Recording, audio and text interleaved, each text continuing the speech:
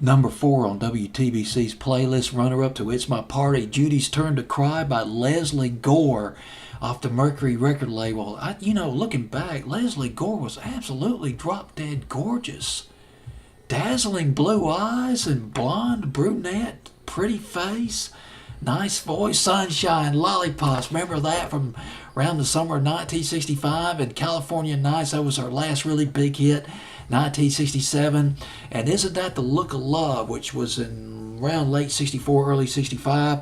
Leslie Gore, It's Judy's Turn to Cry. It was written by a couple of people, Beverly Ross and Edna Lewis. Beverly Ross, she co-wrote Lollipop, covered by the Chordettes.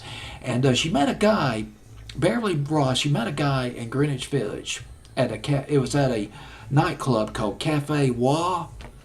His name was Fred Neil.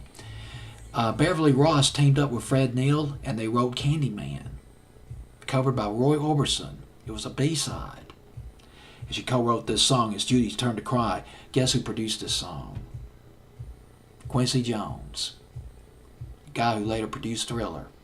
Leslie Gore was Quincy Jones' first major client, first major star that he worked with. How about that? He also produced her first hit, It's My Party. As a matter of fact, It's My Party, when it debuted on Billboard's Hot 100 in the spring of 1963, Mercury Records was like, oh my goodness, we better come up with a sequel to this record. So they pulled Leslie Gore back into the recording studio, and on May 14th, wrote down the date, May 14th, 1963, she recorded It's Judy's Turn to Cry. And that went to number 5 on the pop charts, number 5 on Billboard's Hot 100, trying to meander through my chicken scratch. This song was an R&B hit. Went to number 8 on R&B. Leslie Gore, It's Judy's Turn to Cry, at number 4 on WTBC's Top 20 survey of August 8th, 1963.